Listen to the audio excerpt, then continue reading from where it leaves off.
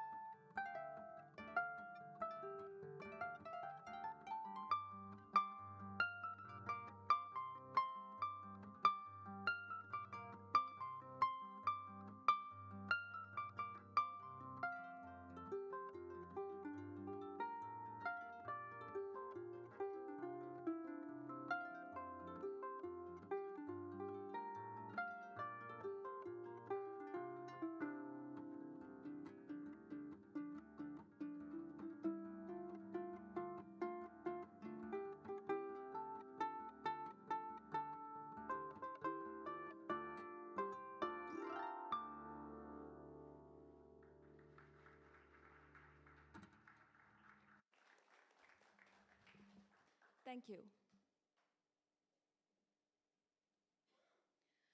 So there are different effects you can make on this instrument. First of all, it's 47 strings.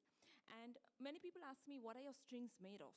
So there's metal, there's mostly gut right in the middle, almost till the top. And right at the top, I use nylon. And there are 7 pedals. So this didn't begin like this. It was a tiny harp with the harps you see in picture books. And then gradually, as music evolved and people wanted to play accidentals and in different keys, it was very difficult to keep increasing strings, right? So the harp eventually went out of vogue for a very long time until harp mechanics, those who made this instrument, devised a system of levers. So there are currently 2 kinds of harps. There's the lever harp, which still exists, and the pedal harp. So you could have like a 15-string harp, but you could make 30 notes because of the levers. And that still didn't work very well if you wanted to play jazz music or chromaticism on the harp. So they eventually developed this mechanism called pedals, which you can read about a little more in detail, but I have a pedal for every note. So initially there was just the single action pedal harp, but then the double action pedal harp was invented, and that's what I'm using right now. So my one pedal can make 3 notes. So I have a C. That's my C. The red strings are C. So I'll show you. That's C. I can also make C flat by playing the same strings for the musician's ear. And I can also make C sharp. So with the flick of my feet, you might have seen me moving my feet. So with the flick of my feet, all the C's move. And that works for all the instruments. So I have 3 pedals on this side and 4 on the other side. So I need to constantly move if I have to change a note. So what your fingers do on the guitar, my feet do on the harp. So this is only plucking. It's one thing to pluck 47 strings, but this is plucking. And here I'm moving 7 pedals below. So if I have to play a flat, then I move my pedal up. If I have to play a sharp, my pedal goes really down. If it's just you may say the white keys of the piano, my pedals stay in the middle. So it's almost like you need to have your brain in your feet, because your feet are doing one thing and your hands are doing something totally different. Yeah? So let's come to what effects we can do on this instrument. You can have glissandos. Okay? You can go down. Then you can make it sound like a guitar by playing right near the table of the harp, the soundboard. You can strum. Okay? Then you can play harmonics, where you cut the string in half with your hands like this.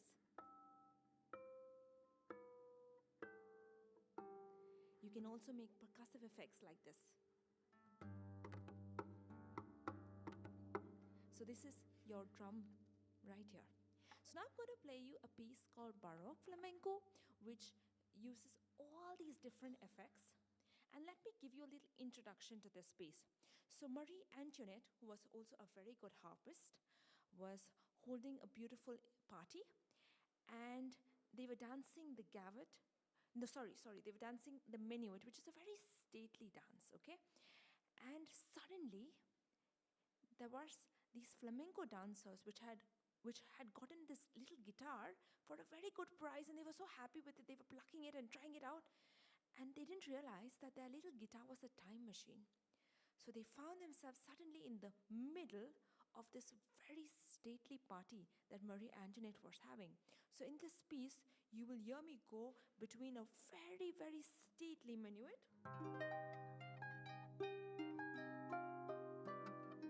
and a crazy flamenco.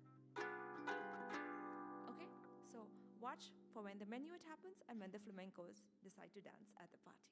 Thank you.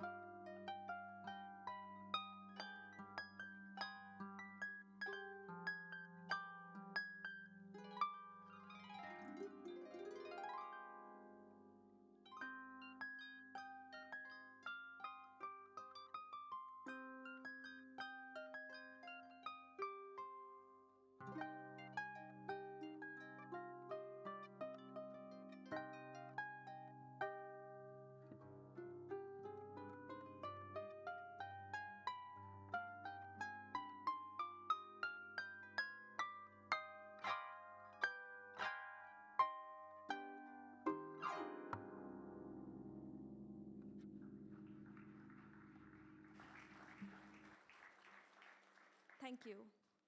I'd like to call Brother Benny. We're going to do two classic hymns for you. Let's welcome Benny.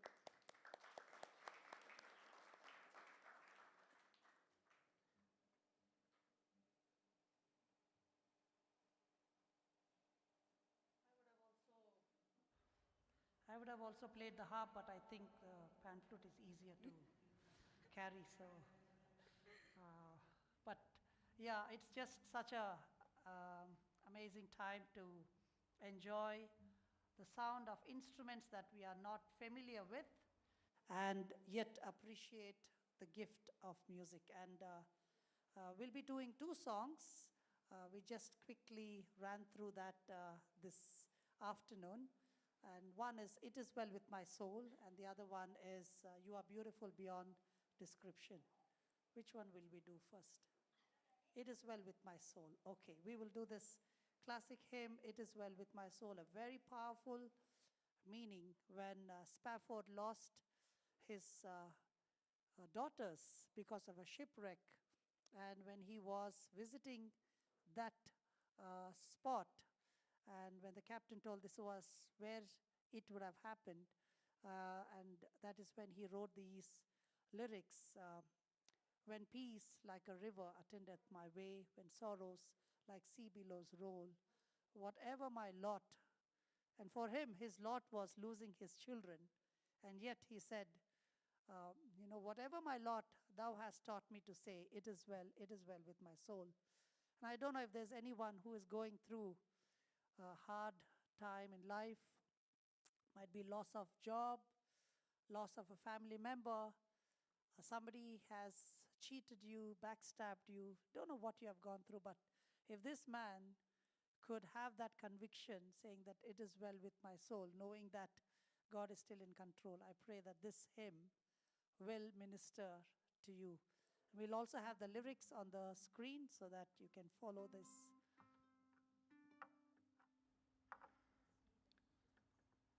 Is that see? Okay.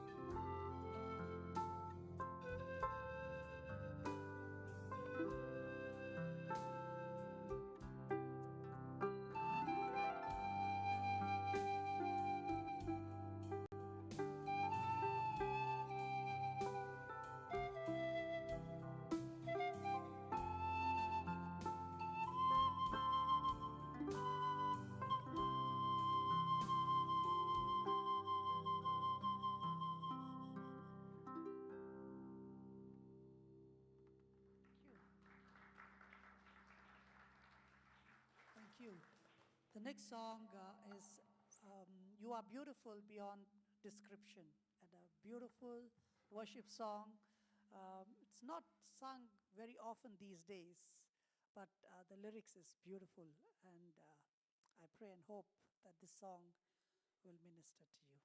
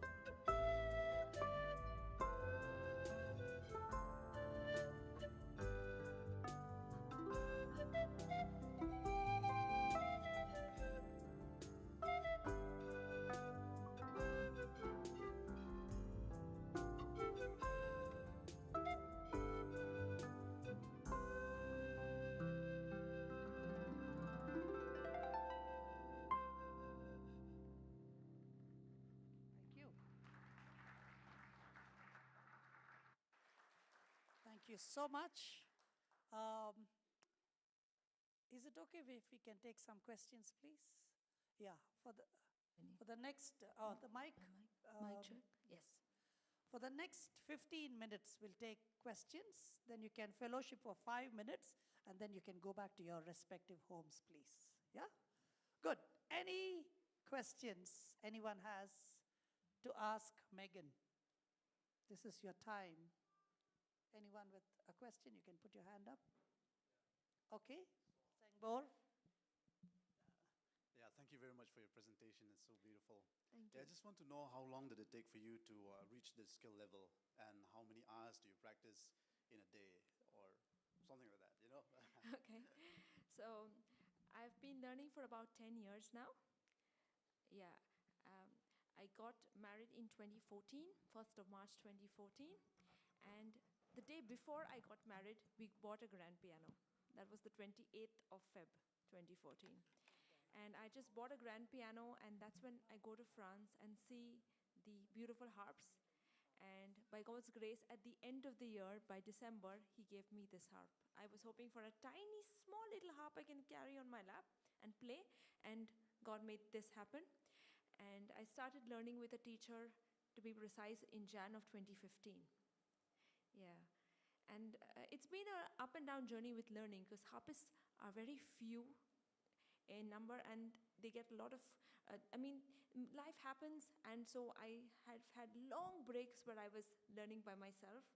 And I was learning at a time online where people didn't believe you could learn online. So teachers refused to teach on Zoom, and even the connection was terrible. I mean, you would play a note and they would hear it after like 15 seconds. So they would say, this is nonsense. I mean, it's absolutely not possible to have a music lesson online. But by God's grace, technology has improved tremendously. That's some good news I have to tell you today. And so you can sit in a room and have many students learn with you on Zoom, and it's almost like you're in the same room with them. So by God's grace, that's why I'm able to teach on Zoom today. So I struggled to learn on Zoom until they developed the technology, but yes, I continue to learn. I have a teacher in the US who I learn jazz with. I have a Ukrainian harpist who's my teacher. She's in exile now because of what's going on, but she teaches me from wherever in the world she is. Western classical music. So it's a journey for me. I'm still learning. And when it comes to your question with practice, that's a really tricky question when you have a 2-month-old baby, a 6-year-old homeschooling toddler, and juggling life. But I do my best to make some time to practice. Thank you so much. So internet connection is not the excuse for not learning how to play an instrument, okay? If anyone has that, with, I think 2G, I think those days, she managed to learn. So if you want to learn, nothing will stop you. And by the way, Vijay is on top over there. And Vijay, can you wave, please? Yeah, Vijay is the husband of Meagan, and tomorrow is his birthday. And so it's so nice that he can spend, happy birthday to Vijay too, yes. Yeah, okay. Yes, yeah. we will. So any other questions, please? Okay, yes. Is this the same harp? See, David was a shepherd. He had to climb up the mountain every day. So this would have been very inconvenient, to say the least. Might be he had the smaller version of the harp. Yes. Is that the lap Yes, harp? yes. Yeah. The lap harp, it may be around 10 strings. That's why the 10-string lyre, Yeah, that's what we heard 10-string about. lyre is, yeah. Yes, yeah. Your voice is very loud. He's Colonel Stanley, so he can command the army from without a microphone. I'm Colonel Stanley Reuben, close friend of Benny for many years, and I am passionate about music, and I play about 15 instruments, including a small You are harp. there on the screen there. Yeah, okay. And I decided to manufacture a harp last year, and I started manufacturing a lyre first of all, just 8 strings.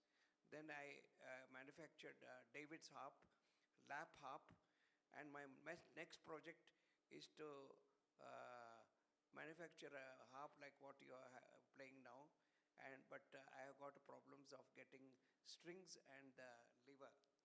And I would like to know where I can get these things from. Definitely. We can help you with that. Yeah. That's the question the husband can answer, because he, by God's grace, when we got married, Vijay didn't know anything about the harp. In fact, he first saw the harp when it reached home. I kept telling him, I believe God will help me get a harp, and he didn't understand. And I'm going for classes to this harpist, and I come home and I'm like, she's selling a harp, and she's okay that I'll pay her over a year. He's like, okay, then let's get it home. And we didn't have a big, before we buy a car now, we get the car home, we check if the harp fits in the car. and then we can buy the car. So we didn't have a big enough car, so she drives to my house, and we were staying on the first floor, but a very old building. So you have to, she trolleyed the harp up with that trolley, up three flights of steps. Okay, and she puts it there, and yeah, I forgot why I started the story, but yes. So when we got married, Vijay saw the harp for the first time when it reached home. And he's like, oh, this is what you were talking about. And that's when it occurred to me that he'd not even seen a picture of the harp we were buying. But he's been an extremely supportive partner with even all my harps, even tuning the harps. So you might, so playing the harp is one thing, okay? I'm a harpist. I can only play the harp. But there is another job called a harp doctor, which exists, which you may not know about, but he's a person who, even if there's a twang or something not right, just listening, he will know where in the harp it is coming from, and he'll be able to fix it. So by God's grace, Vijay has been really blessed with a knack for understanding mechanics. We have a car rental, so even sometimes what the mechanics don't know what is going wrong with the car, he will tell them, this is going wrong, you have to fix this.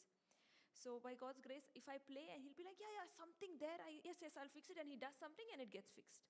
So that has been a real blessing, because you might have the skill to play, but if even one little disc is not touching the string in the right place at the right time, you can't play the instrument. It's a very, very mechanical instrument, because every pedal moves discs across the harp. So you need to really have a knack to know what to fix and how to fix it even. Thank you so much. Yeah.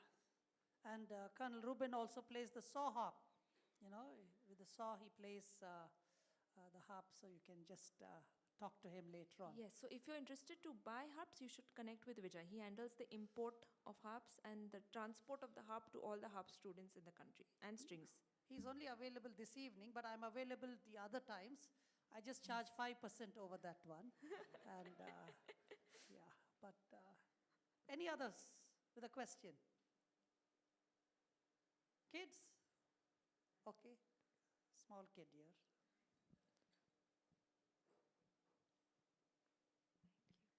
Hi. First of all, thank you so much. You played it so beautifully. It was such a joyful moment for me to be here. Thank you. My question is that since you're playing the harp that we all know very famously is the Harp of David, as we know, and you also played a secular song. So Yes. not exactly with regards to the harp, but I just wanted to ask, like, when you play the secular song and you also play the worship song, do you have like, a different sense in mind, or what's your perspective on these two genres of songs? What's my perspective on? On a secular song and a Christian song, and do Yes. they align, and what do you think God's idea of music is, and how should we go about it? Right. So there is actually a worship workshop happening right here, right now at Chai 316.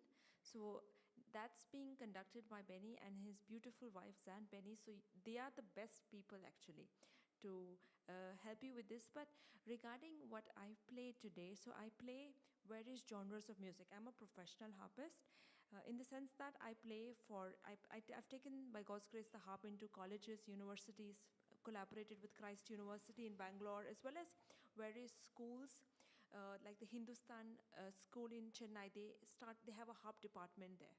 So by God's grace, we will help them to launch that. But I really believe that I'm called to take the harp into the marketplace and to take, in a way, Christ's name everywhere I go. So I've played the harp, I've played even beautiful hymns in secular settings, and people love them. And I've had even Christians sometimes come up to me and said, I'm in this job, in this very secular place, sometimes where I've had to stand very strongly for what I believe in at a high cost. But when you played Amazing Grace at this corporate function of my event, of my company, I just felt God being with me in this place. So, it's an individual calling. God called Peter to do something, he called Paul to do something else. But we are all part of the body of Christ. And we are called to take his name wherever we go. Okay. Yeah, that question actually is a long answer. So you can join the School of Worship for that. My wife is leading the school. We have 14 amazing students from 8 different states of India, and one is from Bhutan. So that is one of the courses that we run here at Chai 316, apart from the Apologetics DTS, which is our signature course over here. And if anyone wants to know more about that, you can talk to my wife or I or any of the Chai 316 people. And it's a life-transforming course. And the School of Worship is the first time we are running, and it's just been wonderful. This is the second week of the school. One last question. I want the kids to ask, please. Because as a kid, I was not allowed to ask questions. So this is my time to put that back into any kids. Any kids?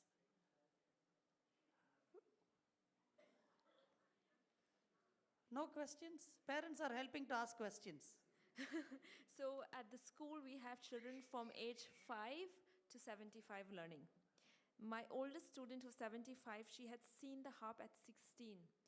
And she's like, you know, life happened. I had children, now I have grandchildren. I'm retired. And I think it's not too late for me to start pursuing my dreams. So she started learning the harp at 75, and she's one of my most committed students. She practices every day, and she's progressing very well. So the harp can be learned at any age, never too late. So 60, retired also, no problem. Yes. You're welcome to apply. Anyone? Yes, Nora has a question. My good friend Nora. Yes. Were there any times you felt like it was too hard, so you just felt like giving up? Well, the option to give up was not there, because you know, you see it every day, it's right there. And I promised my husband I would learn, because I had to also, you know, pay this lady who's sold me this harp. And there were days you wake up and of course you don't want to practice. And I really love to clean my house. So, you know, you think about practicing, and then, you know, you see something out of place. You see some cupboard shelf that has to be cleaned. And my husband tells me, even when you go to heaven, you will be telling Jesus, let me clean. 1 minute, let me clean something. But, you know, I have to really prioritize making the time to practice. And I love to sit and practice, actually. When I have to keep a stopwatch and a clock in front of me, or I will forget the time and I will just keep practicing. And then my husband will call me at 2 a.m. Where are you? Can you come to sleep? Do you realize there's something called sleep? Because it's you can just keep learning and learning. So there's so much harp repertoire that I still want to learn. But yes, so I have the other problem. I can't stop practicing, I would say. So I'm maybe not the best person to answer that question. I don't think normally we have such problems, you know. We have to force people to practice, and but yeah, practice is something that you can't skip. There is no other way to grow in your skill and in your talent, you know. So, and can they come and take a photo with Harp? with the Yes, harp? yes, of course. You can come, you With can you try also, it. but with the Yes. harp, mainly they would want to take photo Yes, with the harp. so that's one thing, you know, it's something to see the harp, and it's something to just come and pluck a string or do a glissando. So you're most welcome to come. And I'm saying it on the mic, so I don't have to say to you individually. It's very easy. You can just come, and with your second finger, okay, second thumb is first. With your second finger, you can just go up like this. And that's it. You have a glissando. So we go up with the second finger and down with the thumb. So you go up and down. So you're most welcome to come up and play a glissando on the harp. What if somebody wants to take some of the strings from here? And so you're only allowed to pluck the string? Yes. Not, you know, you can pluck the apple or mango. That is not the pluck reference here. String remains in its position. You can just pluck it and look at it, smile at it, take a photo, and go back home, okay? So you're allowed to do that. That's so wonderful, because, you know, many musicians are so protective of their instrument that they don't allow anyone to touch it. And especially a unique, expensive instrument like this. But that shows the generous heart of Meagan, that she wants others to also get inspired and look at things. And so you're welcome to talk to her and please don't share your testimony to her, because others also want to talk and they also want to take a photo. So you're welcome to do that. And you can show the QR code on the screen, please. If anyone wants to know more about the events that we do here, you can always you can scan this, and you can write to us. We will add you to our list so that every time we have an event, we can invite you. Every time we have an instrument to sell, we can also invite you for that. But we don't sell instruments over here, But you're welcome to come, and once a month, we have a night of worship. Every second Friday of the month, we have a night of worship. It's beautiful to see about 30 denominations come from across the city of Bangalore. And it's just a beautiful evening of music and worship and fellowship. And you're welcome to come. The next one happens on the 13th of February. And you can share with your friends. So you can follow us on this, and you can send us a text saying that I was here at the Harp concert. Please tell us a little bit about the events that happen here, and we will. And if anyone wants prayer or counseling, we are open from Monday to Saturday, and from 3 o'clock in the afternoon all the way till evening, 7:30. You can come, you can talk to us. We are willing to listen. The longest one sitting session we had was 8 hours, when a depressed engineering student came at 11 in the morning and left at 7 in the evening. And he had 25 backlog of his engineering subjects, and he went back and he cleared all of them. And we thank God that we could invest into his life. And every Saturday we have an open mic from 5:30 in the evening till 8 o'clock. You have a talent, you can come and present. We have all kinds of people coming and singing and playing. Some who can really sing well and play, they do that. Some, they cannot sing well, they come and sing. Some, they should not be singing, they also come and sing. So you're welcome to come and fellowship, yeah? Thank you so much, Meagan, for this evening. Thank you, We're so Benny. grateful that you chose to stay back for an extra day and spend with us, and tonight they're flying back to Mumbai. God bless you all, and have a wonderful evening and fellowship with Meagan and each other. And Benny, one more thing. If anybody is interested to understand more about how they can maybe listen or see more harps, because we have other harps as well, you can check out the Harp India page on Facebook, Instagram, and YouTube. And once again, a hearty thank you to Benny and his beautiful wife, Zan Benny, and the lovely team here at Chai 316 for having us. And thank you to each of you for coming out and spending an evening with us. Thank you very much.